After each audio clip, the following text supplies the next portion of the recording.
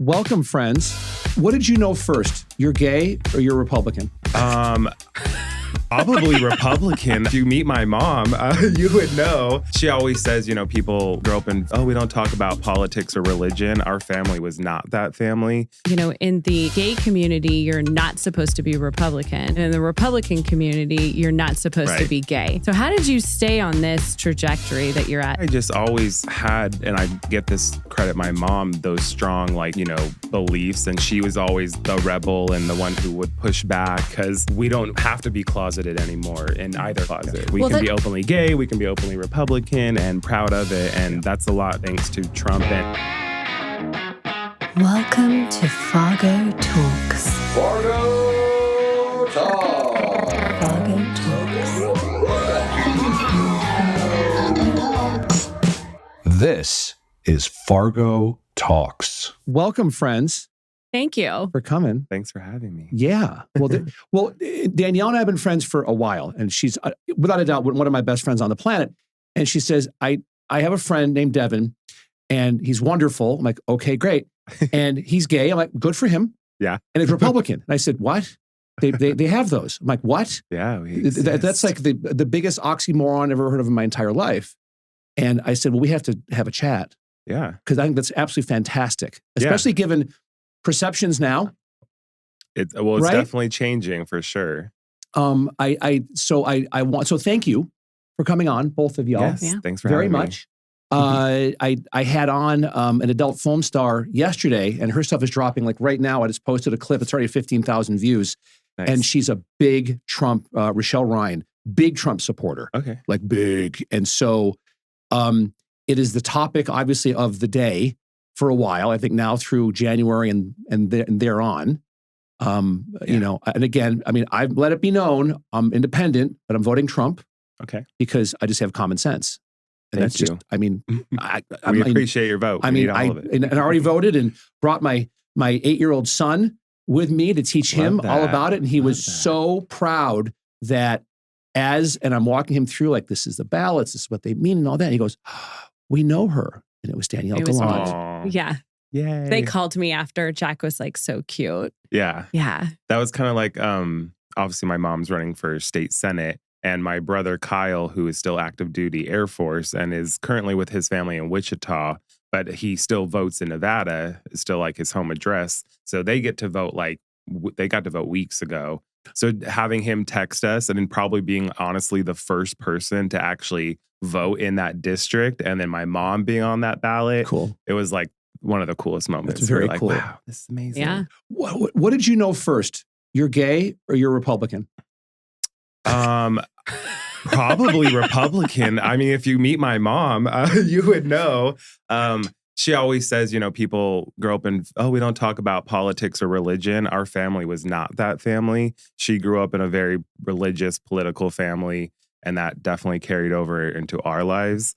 But the gay part, I always say it's kind of like everybody else. Once you start to hit whatever that age for you is, when you get to puberty and you start to have those feelings. So I would say around like 5th grade, because I remember that, you take that like puberty class where you get the Health class. The deodorant and the little things that you chew on to tell you how to brush your teeth. And yeah, just kind of the same time everybody else was, I think that girl's cute. And of course, I'm the youngest of 4 boys. So I have 3 older brothers who, of course, had, posters of Britney Spears and all the Christina Aguilera on the walls. Of course and they then, I was like, oh, okay. I had like NSYNC and, BB Mac. And I just, You're too young for New Kids on the Block, huh? I was born in 88, so I know who they are. Oh, I'm very familiar.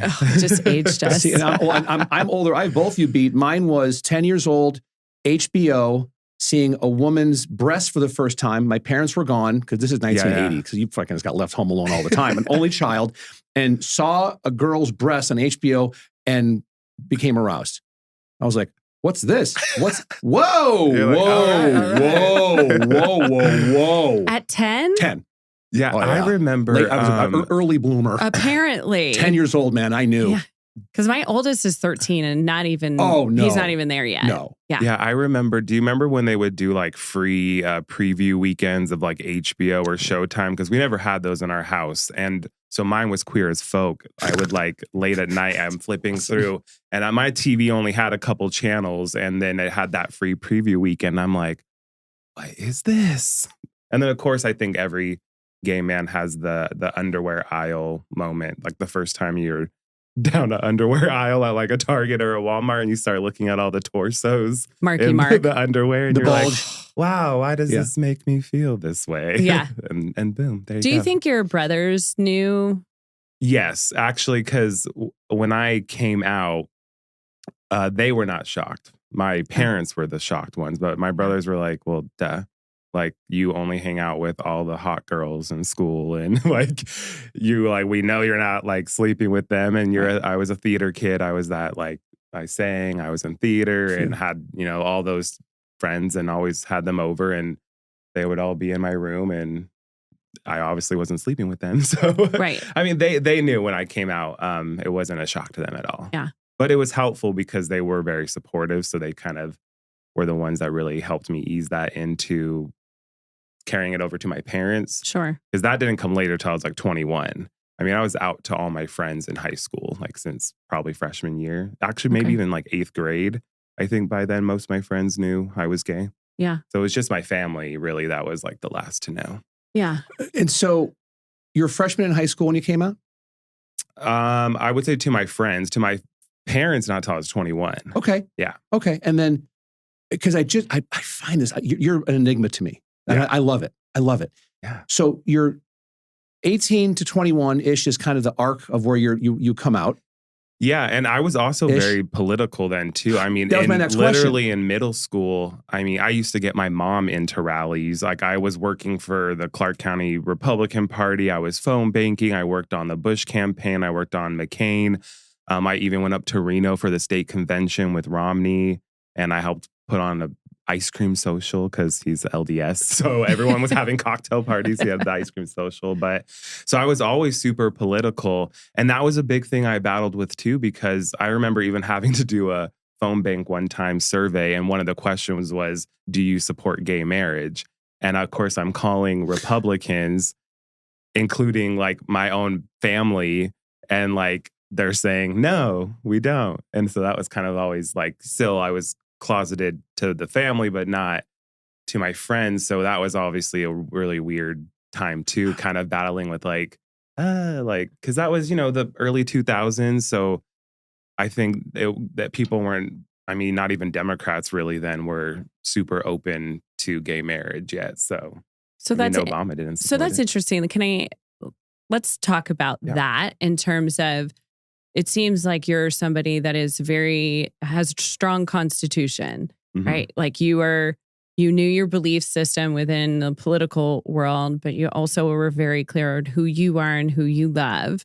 But when you're 20 or in your teens, it's easily influenced right through that process because you haven't completely figured out exactly who you are yet. Right. So what is that process like being between these two worlds? Where, in the gay community, you're not supposed to be Republican. And in the Republican community, you're not supposed to be gay. So how did you stay on this trajectory that you're at now? I mean, I think I just always had, and I get this credit, my mom, those strong, beliefs. And she was always the rebel and the one who would push back and the one who, if we got in trouble at school, she's at the principal's office, fighting for us. And so I remember I registered to vote my senior year at here in town, Cimarron High School, because in Nevada you can pre-register at 17. And our government teacher had us all take this test too to see where you were on the spectrum. And she put this big line across the whiteboard, and everybody was kind of in the middle or to the left, and I was the only one who was almost all the way to the right. And so I knew that I believed in these things. And even early on, I knew in my mind, well, if Republicans are truly for limited government and less stay out of our lives kind of thing, well, that should fall under the same category. Who cares who we're getting married to? So I guess early on, I always kind of knew maybe eventually we would get there and that I wasn't going to give up. And also, that's I think what puts us apart from the left too, is they'll really encourage you to like kind of abandon your family or abandon those beliefs. But I just never felt like that was true. I never felt like my mom or other Republicans or people hated us. I just think they needed to understand because it was their own ignorance of not being around that culture, right? Of not understanding. And that's massively changed, I think, with like the Trump Republican generation coming in, you know, and being so pro-gay and open. And now you see the numbers doubling and almost tripling this time of gay community voting Republican. To me, and I've been a student of politics almost my whole life as well. And I am fascinated with this election and Rogan has said it often, that Republicans are now the cool party to be a member of. Right. We're kind of not the Republicans are like that fringe, you know, kind of outliers that are, and it's also these, you know, the 20, 30 somethings that have had it with being told what to do. Yes. Have had it with, female athletes having male genitalia in their faces in locker rooms. And it's just common sense, which is to me is common sense as well. And so I think that's what's happening now is this massive, massive tsunami of backlash to say, fuck you. Yeah. I'm done. And I'm going to vote my feelings. And I think there's also a lot of people that are, when you talk to them, they're like, I'm Democrat, let's go Harris and all that stuff. And then they're going to get in the voting booth and go, Trump. Right. Trump, Trump, Trump all day long.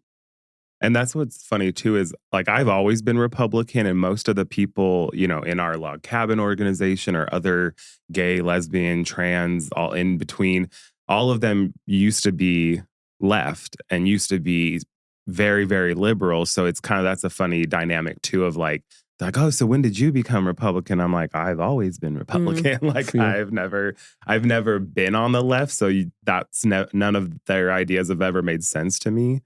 But I guess I'm happy that everybody's kind of changing and starting to see that now. And, you know, it's punk rock now to be a Republican. Yes. It's where it used to be, you know, Rage Against the Machine. And now they're like raging with the machine. And people like, you know, Green Day, who wrote an entire album about Dick Cheney and George Bush. And now they're on the same side, right, as those people. And it's like, you're no longer badass. You're no longer punk rock. You are establishment and you are the machine who you were singing and hating against for so long.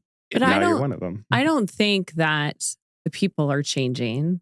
I think the party's changed. Oh, I think the Democrat Party has left their basic mission. I mean, I remember when it was freedom of speech, right? And freedom of how I want to live my life.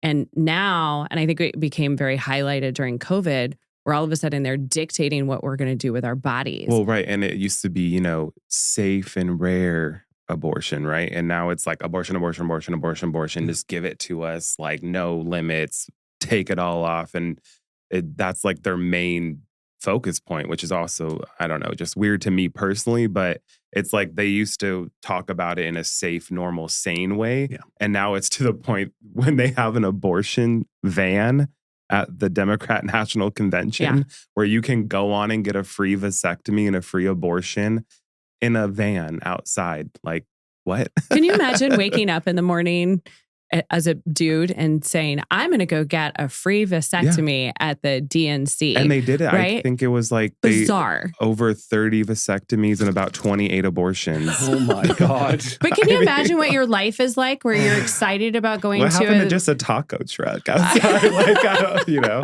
a hot dog, like or getting like a cool hat or something. Yeah. And then you have, you know, even people on the left, big pop stars like Olivia Rodrigo at their concerts, which are primarily teenage girls, giving out Plan B and condoms and, you know, coupons for free services like that. And it's like, you're glorifying it at this point. It's no longer like, let's do it rarely, safely when it's needed. And now it's just like, I mean, even at Walgreens the other day, behind the counter, there's cigarettes and Plan B. It's like, it's just so, it's weird to see. Like, it's like a packet of mints. But I surround myself with people that care, people that give a shit. Anthony Vacara of Valhalla Solutions is one of those people. He's helped me get more life insurance. I didn't think I needed it. I do. I just got engaged. And I wanted there to be a financial cushion there for Brandy, for my fiance, should I leave this world anytime soon. But boy, did alarms go off because my rate was not that good. And it's not because of Anthony, it's because of lifestyle decisions that I've made. Because of this road I've gone down with Anthony, I'm now eating clean. I'm now working out more. I am focused on my wellness and living a more fruitful, healthy life. And it's because of Anthony. But also, now I know my family's taken care of when I leave this planet. I strongly recommend you contact him immediately. You will be so much better off for it. I want to bring it back for a second to you. Yes. And to who you are and your beliefs, but also just who you are as a person. Okay? Because to me, correct me if I'm wrong, you're a unicorn because you were born into politics. Right? Yeah. And that, right or wrong, you just started to go along a certain path in terms of your beliefs because of your mom and anything else, which is awesome. But then you have your sexual stuff that comes on and your feelings about genders, and which I think it's nature, not nurture. That's just me. I think you're born, that way. And I've told my daughter's 15, and I've said, I don't care if you date a man, a woman, a Martian, a goat, as long as that person's good to you. That's all I care about. Right. I don't care about anything else. But for you, when was it that you started to see more support for not just, to be gay and to come out is massive. Because I have friends that are and told me about it, so I can sympathize, not empathize, but to be gay and Republican. Right. We got to go through double doors. So you have, I think even stronger doors to penetrate. Yeah. And when and how did you start to see there's other people around like me that feel the same way I do? I think pretty early on, and I would really, again, the credit to this kind of Trump era, even in 2016, when you kind of started to see more gay people getting more active. And then, the log cabin started, their side group Outspoken, and then you started seeing groups like Gays Against Groomers, and that was a lot at first for me on social media, seeing all those type of groups oh, do these people exist out there? Because there was obviously a time, especially when I was single from 20 to 24, where I was always Republican, but I was very closeted because gay Republicans don't really get laid much if you're if you find out. Listen, so that's interesting. You were closeted within the gay community. Right. For probably, I would say, between 18 to 24 is when I met my now husband. And we could get into that too. He's a Democrat. Your votes cancel each other. Exactly. Talk about if you want the ultimate boner killer, you're a gay Republican. Yeah, exactly. And for another person, to the point where you would get ghosted or blocked, yes. or our things would be going great. We'd be talking, hanging out for weeks, and then something would be brought up, and they're like, "Oh yeah, you're voting for," and I'm like, "No." I'll never forget we played on the gay softball league during 2016, and my friend Patrick's family was in town from Pennsylvania, and they're all very conservative, and someone was canvassing at the gay softball league for Hillary, and they're like, "Oh, you guys are voting for Hillary, right? Da da da." And I'm like, "No." And he's like, "Are you here for the gay softball league?" And I'm like, "Yeah." And he's like, "And you're not voting for Hillary?" And I'm like, "No, she's horrible. Why would I vote for her?" And it's just, you could see his mind blowing that there's a gay man at a gay softball league and he's not supporting Hillary Clinton. Yeah. And I think that's really when the left just started to implode, because they started to realize we were all kind of stepping away. Why do we have to be beholden to one party just because of our sexuality? Or identity. You don't wake up in the morning and think, because I'm a straight woman, this is how I need to vote. You don't vote with who you sleep with. That never made sense to me. Yeah. Being put in a box in general, obviously, my unicorn self. I've always hated that. I've always hated being told you're this, so you have to vote that way. And that's why you see this mass exodus of everyone from Latinos to the Black community, gay community. They're tired of being told you have to do this. And as a gay person, I look around and think, okay, I'm married. I have a job. I make an income. I've adopted dogs. I could adopt kids if I wanted to. One of my gay friends just got 2 foster kids recently. Another just adopted 4, like just a year ago. That's great. So it's like we can do all those things. I own property. I go to vacations. I could travel. It's like I think I'm like, what right don't I have? What are you fighting for? And of course, they throw in the trans stuff, which that's a whole nother discussion, but that's not gay rights. That's just an argument of men and women in sports, right? Yeah. We believe those people have every right to exist, absolutely, but it's different when there's an obvious biological advantage that we're talking about. And I believe that's a little separate from when you talk about gay rights, because even as trans people, they still have the right to get a job, buy property, get married, and do all those things.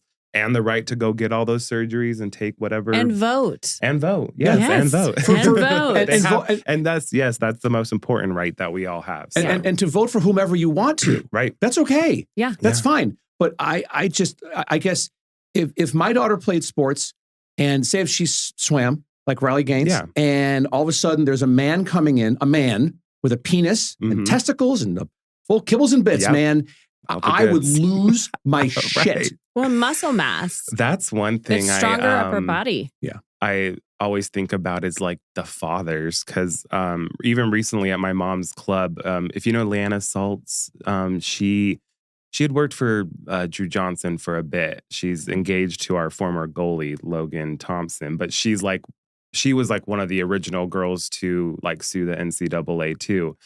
And we were at the club meeting, we were talking about like fathers like that don't stand up, you know, because her father and other people's fathers who were very like against it and would come to all those meetings. But imagine those dads that are just totally okay with like a grown man changing or competing with their daughter and them being forced to see that every single day. It's like, where are the men? Like, where's your backbone? I think there's also a concern for some people that are in like the business community, or like, you know, let's say they're like execs or work at the casinos, which a lot of families, you know, that's where they get their income. Right. And if they were to come out against that, it could hurt them, you know, personally, like within their career and their livelihood. And so it's almost like they have to pick and choose between advocating for their daughters, but then also making sure they can still provide for their families. Yeah. I mean, and it's not right that they have to think like that, because I mean, that's tyranny of the minority, right? Yeah. It's like this small, very, very small, less than 1% is dictating how we all have to live and act to, you know, to please them and make them feel good, right? There's a direct correlation between the silence of these fathers whose kids are being subjected to, I don't want to say, it's not trans, it's just to be subjected to somebody of the opposite sex in an inappropriate manner. Yeah. Okay. And they're being quiet about it.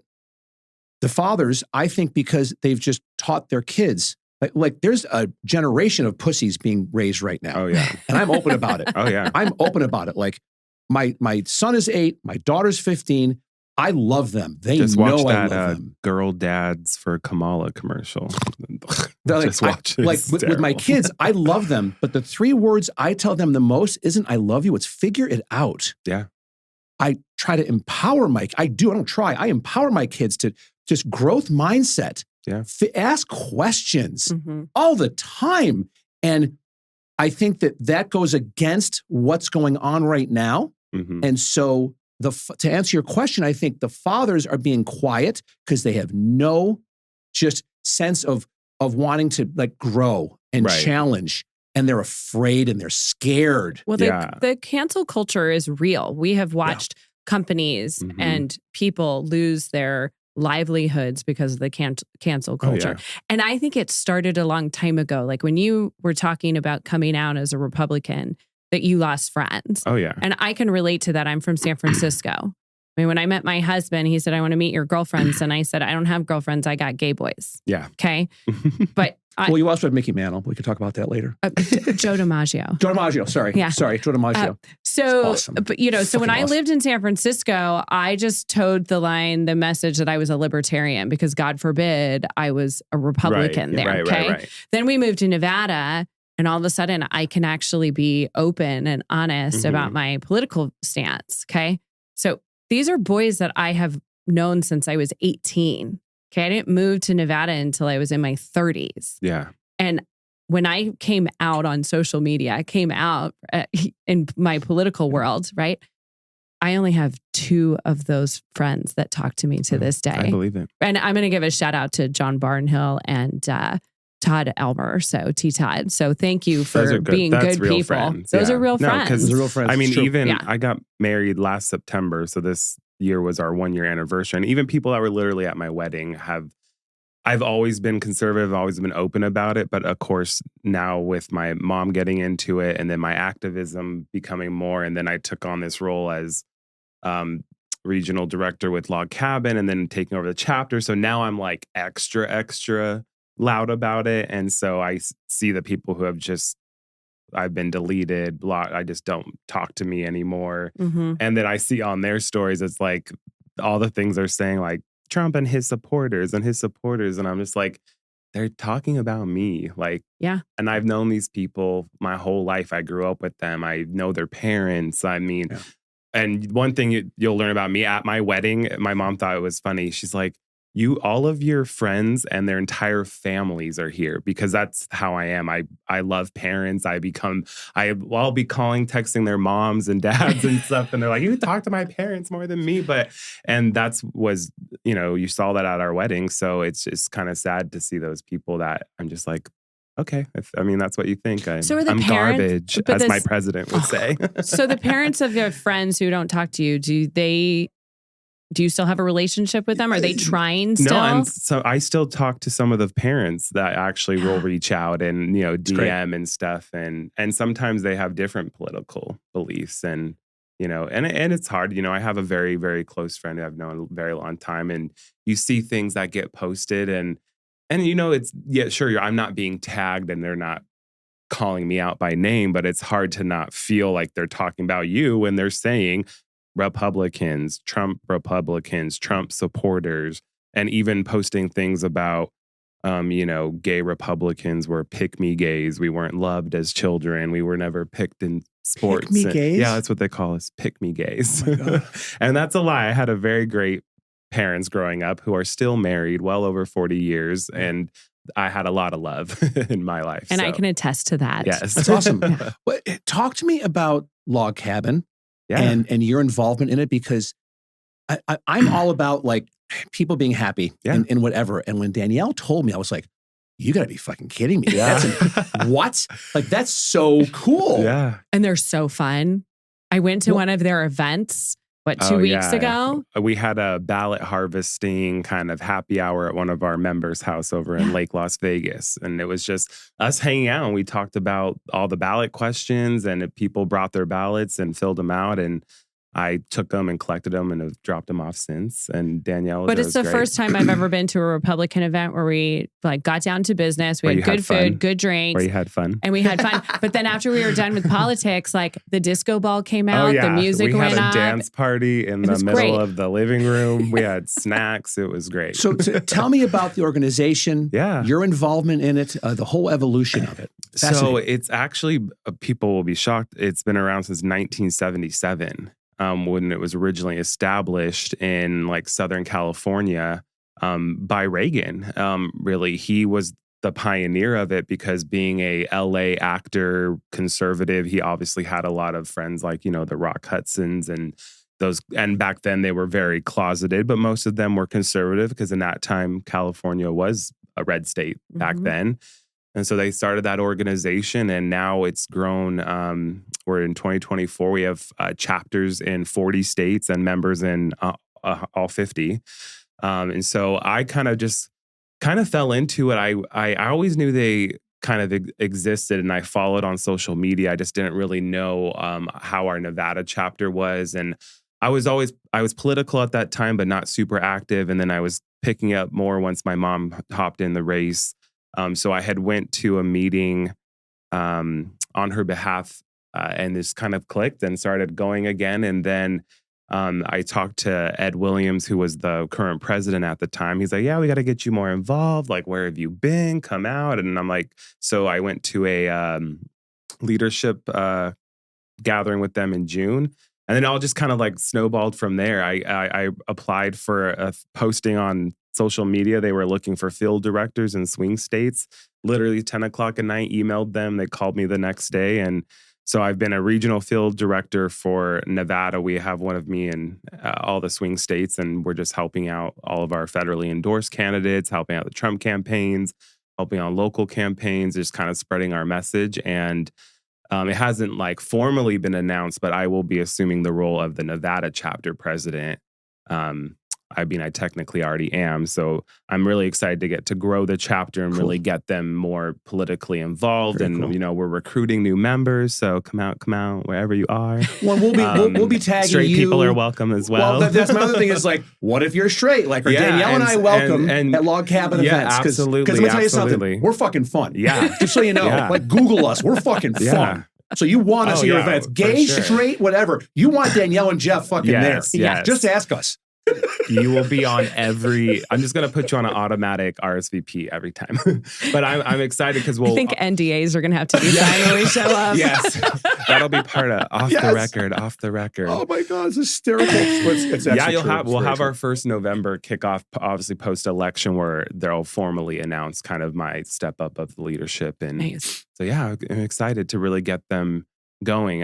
Fascinating. They're here. They exist. There's a lot of them right now. It's kind of more of a social thing, but I'm kind of pushing them to get more, engaged, because we don't have to be closeted anymore in either closet. We can be openly gay. We can be openly Republican and proud of it. And that's a lot thanks to Trump. And also the Nevada grassroots community, we are very lucky that they embraced us, because, we talked to other chapters and field directors in other states that are deep red states, and they're still having to fight, the Republicans and the Democrats, because there's places that don't want to work with them. Yeah. In deep parts of Texas and Tennessee and areas where they get a log cabin email and they're like, no thanks, But luckily out here, all the women's clubs, the men's, all of them love us and have embraced us. And it's been great. Have you had any luck finding a new location for? No. Why don't you tell them that? Because this is like wild. My first week as the regional field director, I had an almost viral moment because we had been meeting at a gay bar here in town. I don't know Can if we I name should. it? I think we should name it. Yeah. No.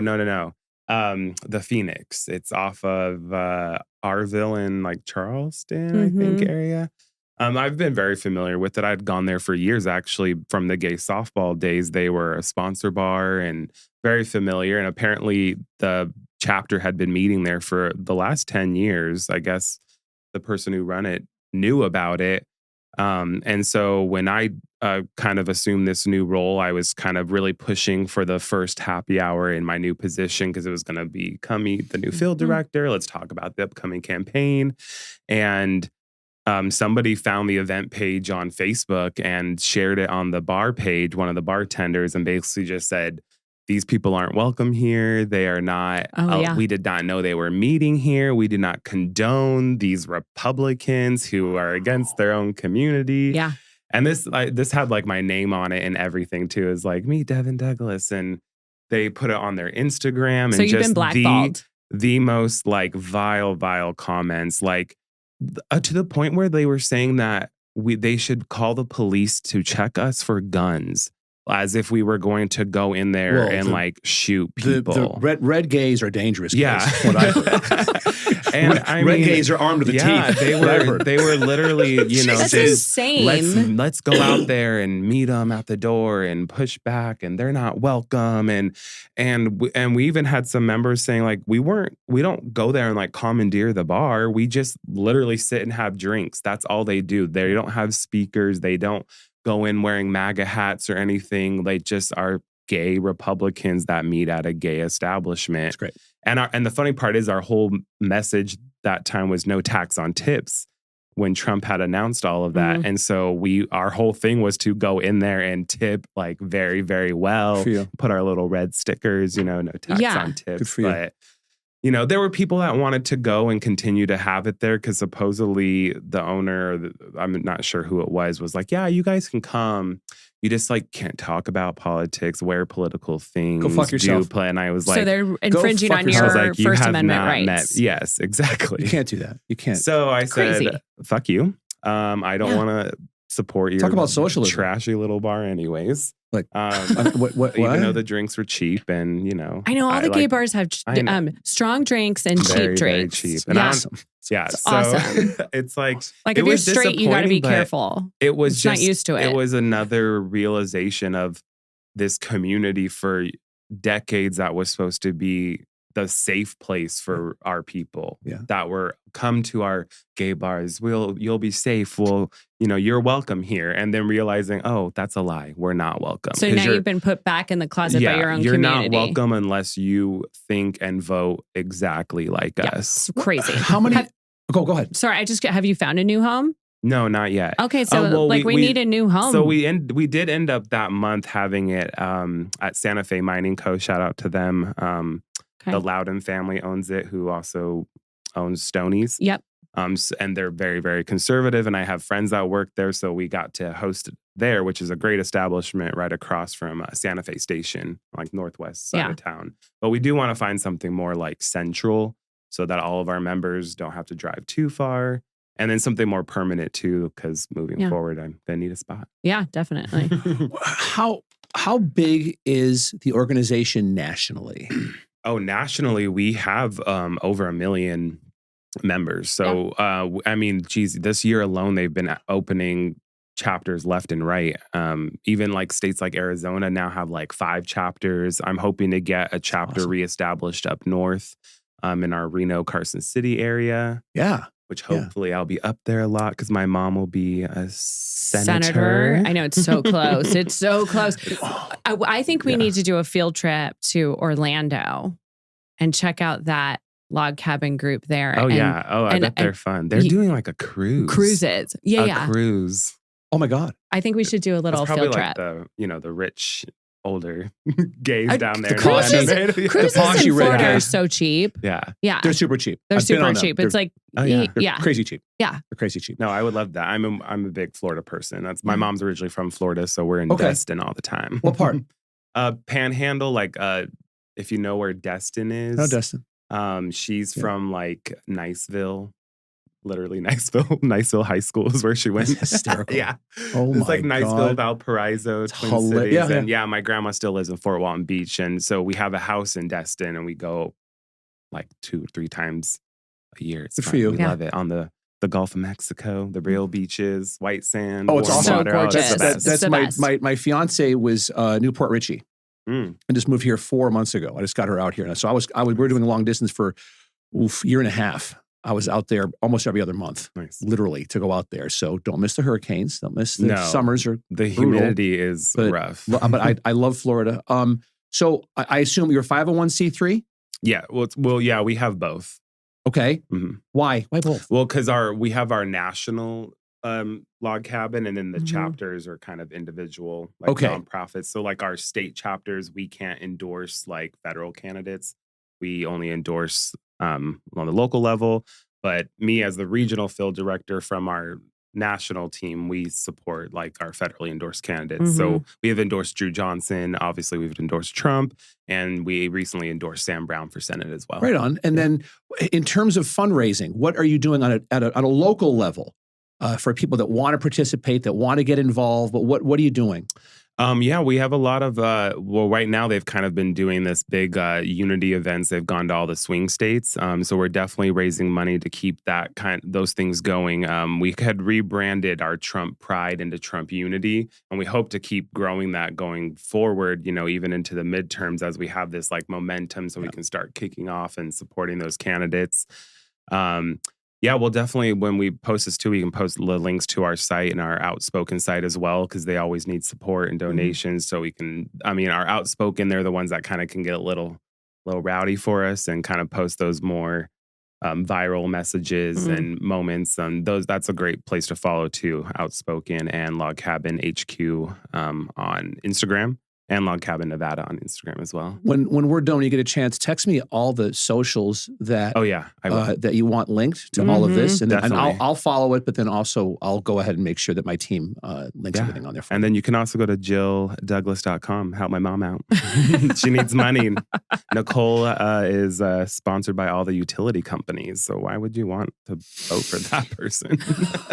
I think that, and again, I'm a marketing guy. Shameless. No, you're fine. Dude, plug away. I think that it would be cool if you could do like some type of a gala or a ball. Yeah. Right? And like I'm from upstate New York, and my buddy John Baker and I used to go to Rochester, New York to Club Marcella. I think it's still there. We'd go every Sunday, was drag night. And actually, one of my buddies I went to high school with, Chris Steckel, was ambrosia salad.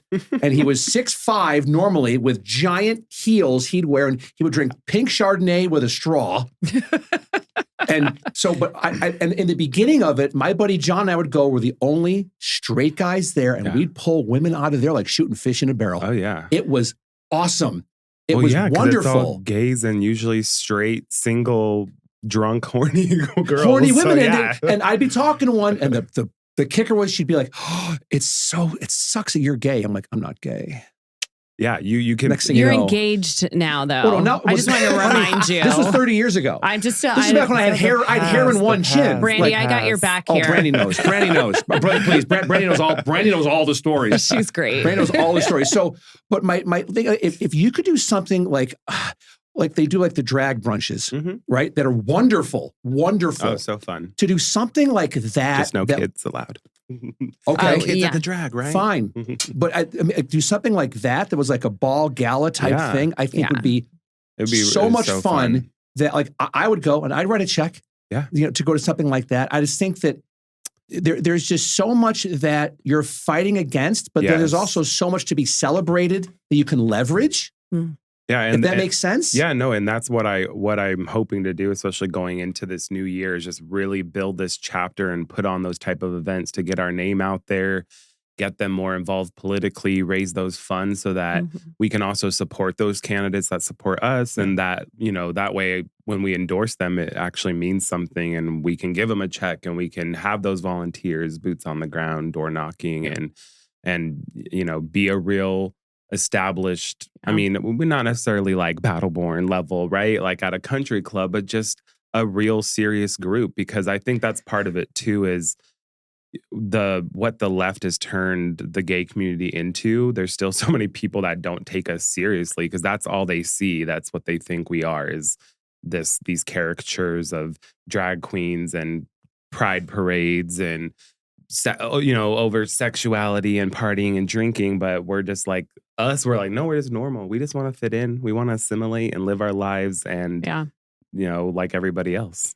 But I also think it's become, I mean, in terms of like, say maybe the like high information voter, when we see like Gays for Palestine and seeing the Democrat Party just do just crazy propaganda around that. Yeah. And it's like, okay, let me just like, airdrop you in the middle of Palestine and you're not going to last you're dead. an hour. They will American kill you. Privilege, American you're dead. ignorance. It's like they've never probably even been outside of their, private school in Manhattan, right? Because most of those people are all super privileged, rich kids going to these Ivy League schools, and they don't understand what it's like to be anywhere outside of that bubble. Yeah.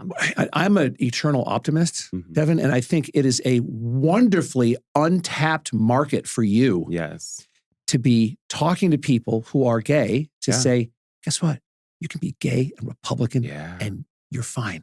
Yeah. It's okay. It's okay. It's like, just like we don't care that you're gay and Democrat. Like that's Doesn't your matter. right. Or if you want to be libertarian, you want to be Green Party, you want to be People's Party, whatever party you want to be. Have fun. We live in America, then you have that choice. I want to talk to you about something that you probably don't think about very often, but need to, and that's life insurance. Anthony Vacara at Valhalla Solutions is a friend. I'm also a client.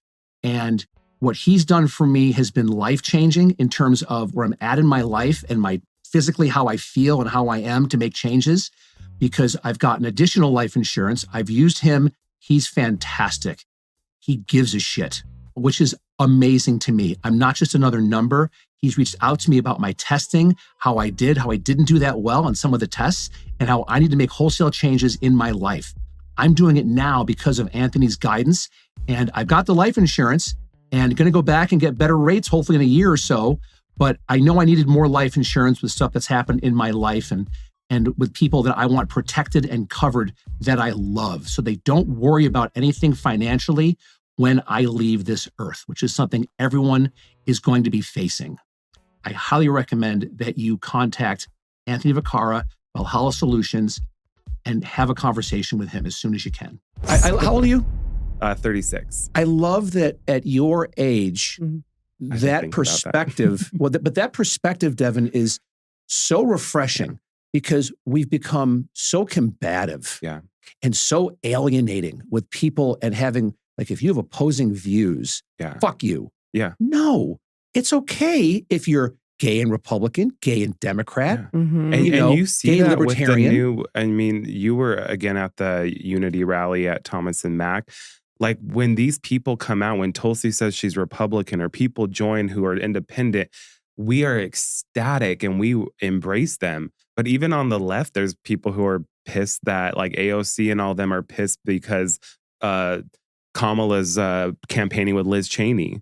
Like they're mad because, it is funny because the woman is not a liberal person. She's a conservative Republican, has been her whole life. And a warmonger. But like, they're not embracing her. But as soon as someone says they want to vote for Trump, we don't care who you are, what party you're part of. Yeah. You are welcome and you have a fun ass time at these rallies and everyone loves everybody. And you saw that, and you don't see that anymore on the left. It's just anger. It's hysteria. It's faux outrage. It's victim mentality. And we're I think happy warriors now. Yeah. I love that term. When's your next event or next get together? Do you know yet? Do you have something planned? Not yet. I think I can't really look past the election yet. Yeah. But we will be having our regular third Thursday gathering in November, which we'll kind of like talk post-election, announce my takeover, I guess, as president of the chapter and kind of where we're going moving forward. As I also build my own board and stuff and kind of start my own leadership as well. But yeah, I mean, I'll definitely let everyone know and send you guys the info. Yeah. I'd love for you guys to come. Well, and also I have friends that are content creators with massive audiences that I would invite. Yeah, definitely. To say, get your ass over here. And everyone, independents, libertarians. Well, yeah, that's the thing. I mean, even disenfranchised Democrats, if you feel like you don't belong there anymore, straight, gay, trans, black, white, all of it. Come, you are welcome. Well, and come and have, and we're fine. Come and have an honest discussion. Yeah. Even if you're a Democrat and you're gay, and I'm putting words in your mouth, but come, we can have an honest and open discussion as long as you're respectful. Even Danielle saw we had that even at our last meeting. Even though we're all gay and part of this group, all of us had different opinions. Yep. We had different votes on the 7 questions. We were disagreeing, but at the end of the day, we all hugged each other and went home and had a good time. Politics at its core is the art of the compromise. Yeah.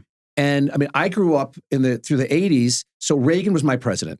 Nice. Right? Thank you. Like to see Mr. Gorbachev, tear this wall down and all that. And to see Glasnost and him working with all that stuff, but then also having beers with Tip O'Neill, who was the Speaker of the House, and at the White House to talk. Just to talk. Yeah. And they might go at it, but they could have a beer together and shoot this shit. I'm like, where can we reach some common ground on stuff? Because we both love our country. Yeah. And people don't relate with the messaging from Kamala and all. I mean, look at all this messaging? All this iconic moments from Trump. I grew up in a middle-class family. All I'm saying is like we're living in like the best like multiverse of political like things right now with everything Trump, all these iconic moments. And like and the left still doesn't get it. I mean, they're posting headlines like Trump at McDonald's staged. Well, no fucking shit. Like, did you think that we thought he actually just strolled into a McDonald's and asked for a job. But driving in a garbage truck and doesn't have a CDL. I know. They, like this, So, it's so ridiculous. Like, and Vivek actually went and did a whole trash route today. He did. And actually like picked up the trash and everything. I love how Vivek, good for you. Yes. I wouldn't know this stuff. I'm good at swiping and paying for shit. I have soft hands. He actually knew how to take the garbage bin and turn it the right direction for the thing to take it and dump it. I'm like, I would have fucking known that. And good for you, dude. He'd be like, hey, Paul, how do I work this thing? Yeah. And the less say, oh, they're making fun of you. They're making fun of you. No, they're not. No. They're making fun of you, Kamala. They're trolling your ass. Yeah. And it's working. Yeah. And people see that. You know, I'm sure every dumpster driver everywhere was like, wow, Trump put on that vest.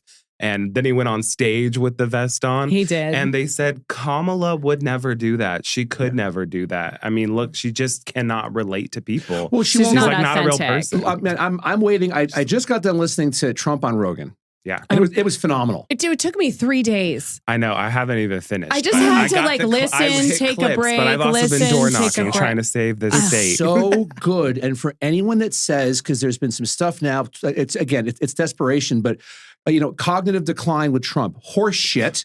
Watch the Trump or watch the we Rogan were just interview at a live rally. That man does not shut up. I was tired before he was. He's exhausting. He will keep going. And he even says that. Yes. 2 hours he talks straight. That's why when they're like, oh yeah, people leave the rallies. Yeah, because we've been there for 8 hours and he will just keep going. So eventually some people like a Tony leave, Robbins, like an inspirational thing. Something Kamala, yes. That's something Kamala could never do. Well, she's trying to control the whole. She's trying to control the narrative. Her people. She could never just get on stage on a mic and just talk for 3 hours with no notes, no teleprompter. She told her people reached out to. I guess after it was known that Trump was going on Rogan, her people reached out to Rogan. Rogan has said this and said, "Okay, let's do something." He said, "Great, let's do it. I will. Whenever you want to come in, we can come in. You can come in here at midnight. Whenever you're in, because she was coming to Texas, right? And he literally said." This is the #1 podcaster in the world saying, you tell me when, I'll make the time. We'll have a nice conversation. I just want to have a conversation with you. On their terms. And it was, no. All of a sudden it became, you get an hour, you have to come to us. And he was like, no. Yeah. No. And now now Trump's gone on. Vance, I think, was just on last night. And so I'm waiting for it to drop. So that'll drop. And that'll be 3 hours. Yeah. And by the way, sorry to cut you off. No, you're good. Vance, where the fuck did this guy come from? Oh, yeah. He's so smooth. Good. Antiquated, verbal, laser-like sniper. Oh, he's so smart. He just is laying people to the liberal, press, and he's going on these shows and just roasting eviscerating them. But he's chill about it. It is not. He's like Hannibal Lecter. It's not threatening. His heart rate never goes above 70. Well, let's not make that correlation. And even, the left got all excited, like, oh, Kamala went on Fox. But then if you watch some of Brett's interviews, then he goes and talks about how, they only gave him a hard 25 and then Kamala was late. So the entire interview was actually only 18 or 20 minutes.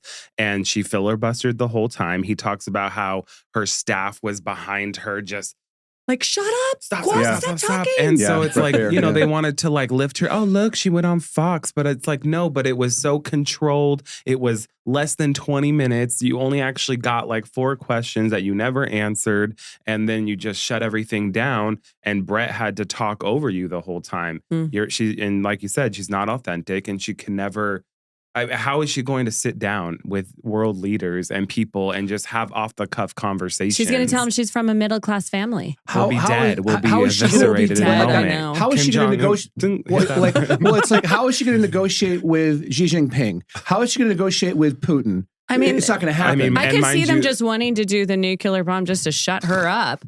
Once in a while. And these are countries where women truly don't have rights. Yeah. So you think they're going to sit down and respect she's this worried about having lipstick woman who's on her whole career is Starbucks cup. She's a fraud. She's a fraud. Let's get a fraud. She is. It's going to happen if somebody is gay and they're watching this and they're like, this guy is on it. Like, what is the best way for them? because they're going to be fearful. They're going to be scared. What's the best way for that person to be comfortable enough with themselves first to want to get involved with Log Cabin? And then what should they do?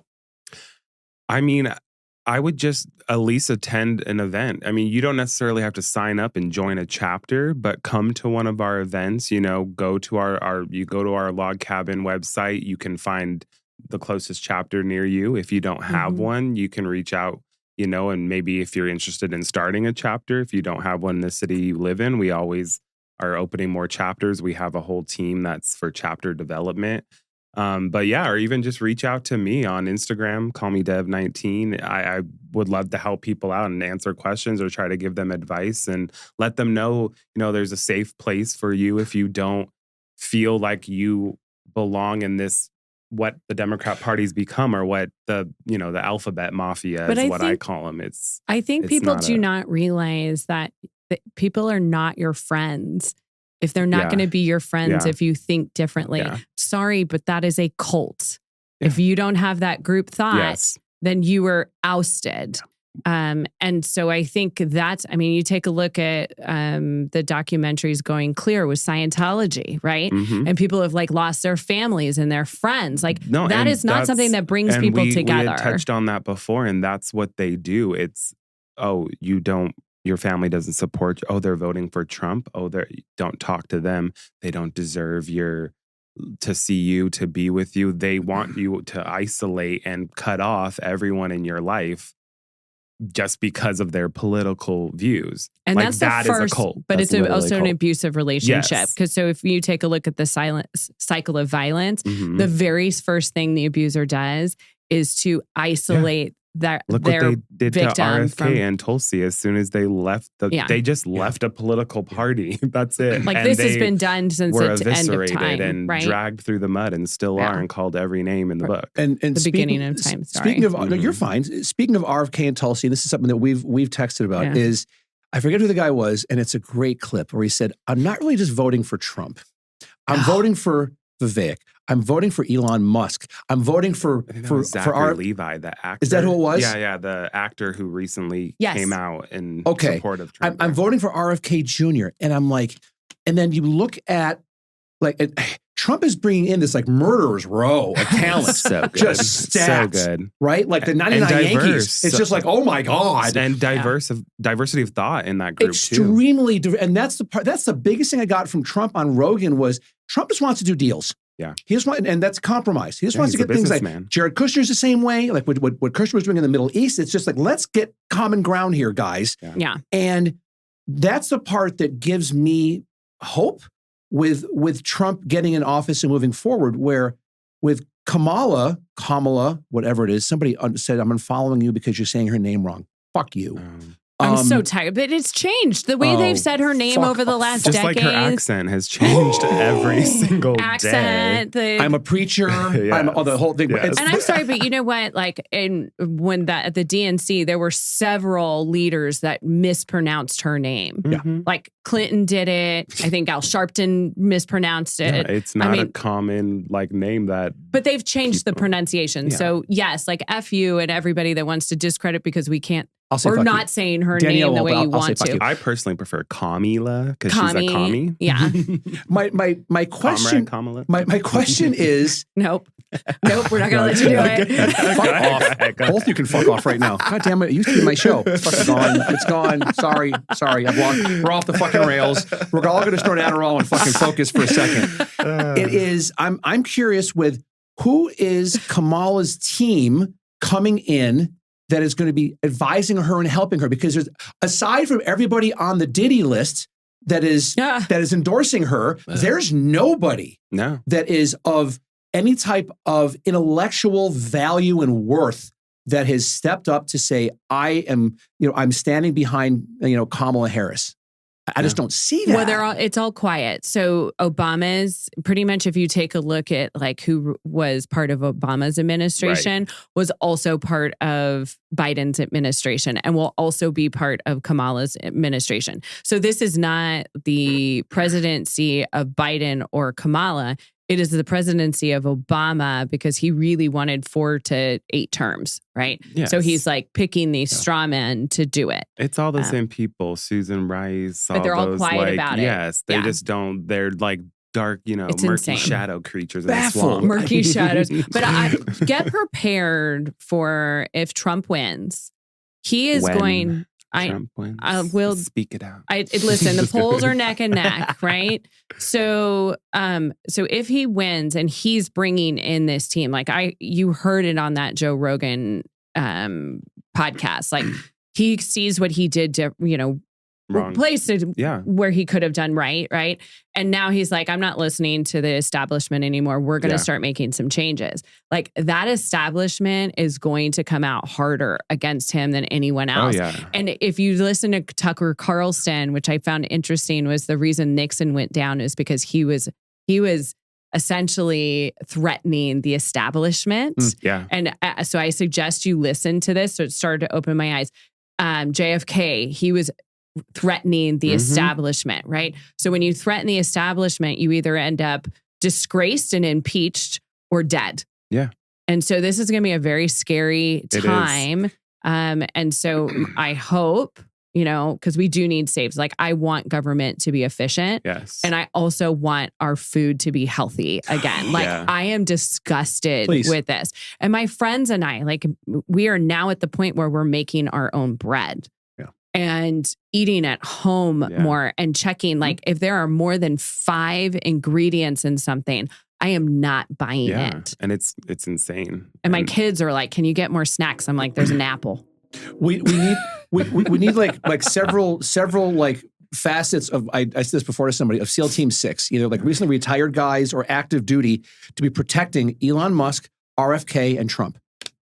Yeah. That's who you need to make have like 30 guys just around like in the anti-sniper units, all that stuff, because especially it's RFK Jr. with going after the food and going after the FDA. Yeah.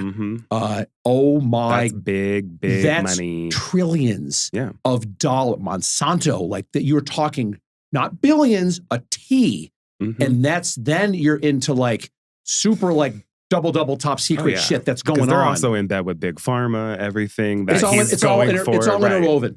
Right? Well, pharma needs to kind of get with the times that there needs to be like a greater outlook on health now, right? Like we have to stop just pushing the pills for a Band-Aid and get on board with healthy living and then also medicine when needed. I mean, we're one of only 2 countries in the world that allow pharmaceutical companies to advertise on TV. I was literally thinking like that. Insane. Bananas. And you see all the crazy commercials like, joyful. And it's like, this may cause death, diarrhea, blindness. You're going to have a heart attack and all these Which other is side wild. effects. I'm like, and no thanks. This sounds scary. Yeah, no thanks. I'm good. And right? And that's the cause, because even, I had recently in the last year lost some like a significant amount of weight. And I was like pre-diabetic and had hypertension at 35 years old.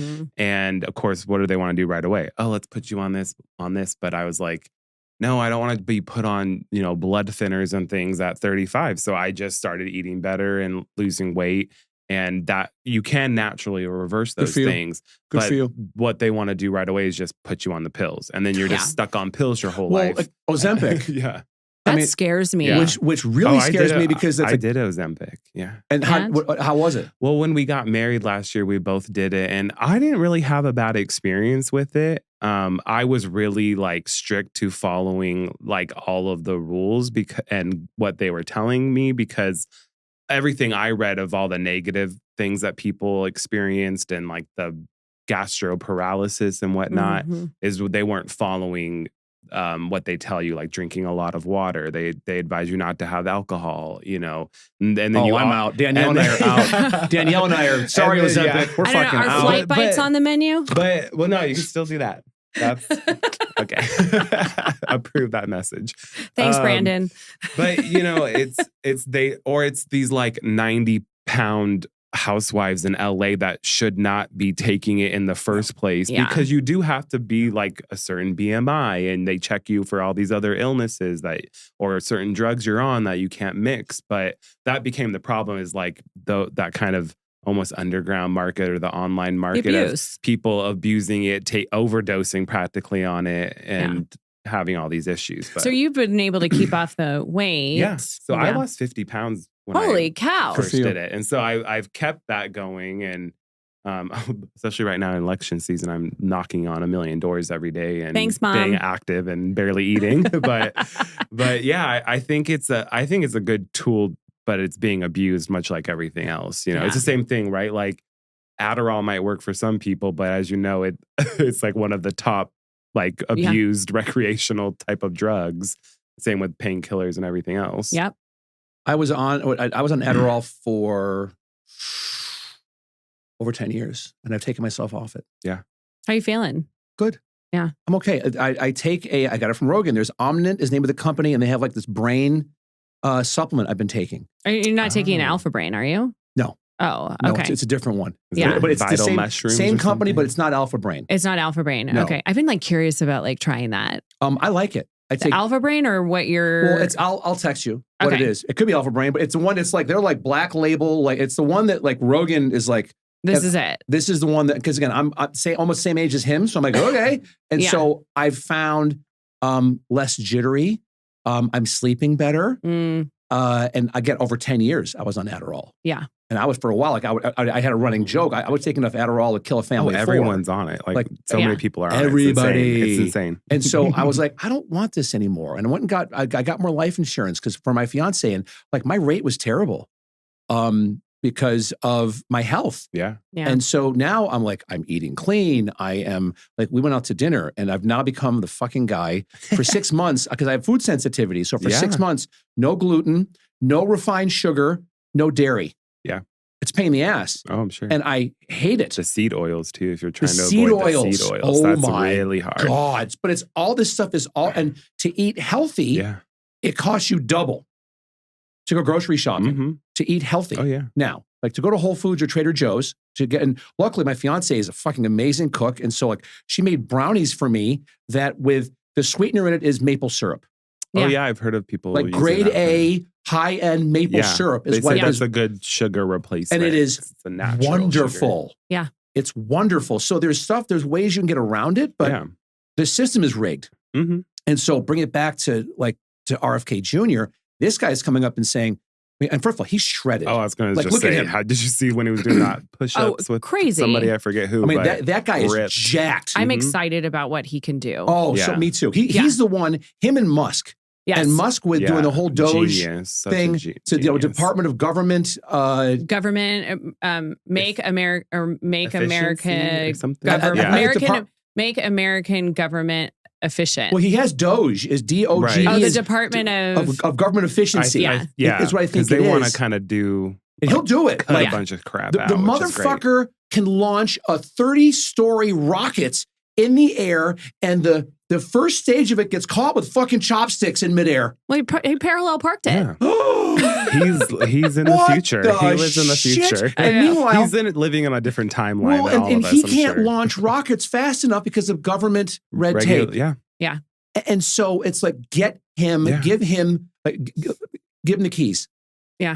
Take the wheel. Like here Take in Nevada, the wheel. It's harder to become a barber than it is to become like a nurse. It's or like a real estate agent. There's so many regulations and hours, and it's just like, you just want to cut hair. It shouldn't be that hard. Yeah. Like, it shouldn't be that hard bananas. to like start a business and just go down and get a business license. You should be able to get that in a day, not all this jumping through hoops. I shouldn't have to ask government permission to earn a Can living. I please make money, government, please? Right, exactly. Like instead of, working for somebody, now I need permission to work for myself. Like, screw you, right? Or, I hate it. Like we've just, moved to an area with no HOA and it's a little bit, freer or whatever, but I want to get chickens next year. But I got to go down to the city and get permission. Gotta get chicken permit. For my eggs. Like, this is insane. It is. The system is rigged. Yeah. To finish up, let's talk a little bit more about with Log Cabin. What are your goals? moving forward? Because you either are going to be very soon, like running this for the state of Nevada for Log Cabin. Yeah. Where do you see and envision the kind of growth trajectory of Log Cabin? Cruise to Alaska. Oh, no, wait. I'm sorry. That was Michael. Yeah. I mean, my main focus is to give anyone, and this not even necessarily just the gay community, but I want anyone that feels like an outsider to have a place where they can come, voice their opinions. And even if we don't agree, you can have those opinions. And then also to get these guys more politically active and more involved in the process and understanding everything from local government to federal government, how it works. And also to help dispel some of those myths about our party being anti-gay or Trump being anti-gay. And I hope I can do that and be that place for that, just the political outsider in the world, that doesn't feel like they belong on either side. And yes, I know Republican is in the name, and yes, we're Republicans, but everyone is welcome. Gay, straight, in between, we're our safe place. Yeah. And we truly mean that. The left will tell you that, but it's not safe because you go in there and if you don't fall in line, it's not going to be safe for you. You'll be ostracized, called every name, pushed out, and, blocked from the world. Yeah. If you don't just fall in line with what they think. Thank you for coming in. Yeah, thanks for having me. This has been great. Thank you for putting this together. Of course. Thank you for agreeing to do this for all of us. Happy to. This is an amazing with Danielle for right. I know, but this is an amazing organization, and I think it just really highlights, the difference between what it means now to be Republican versus Democrat, right? Yeah. And to just be able to say, like, you live your life and I live my life, and I'm not going to tell you how to live your life as long as you don't tell me how to live my life. Amen. And like, let's support that, right? Like, let's support that freedom, and let's also support like not having 100% agreement. Because that's how change happens when you open up people's eyes to a different point of view. Exactly. Yeah. I'll talk like Danielle's not here. I adore Danielle Gallant. I just adore her. And she's just one of the good people in my world, selfishly. And so when she says, hey, you need to look at this person or this organization, I do it. And I give it a really hard look to see.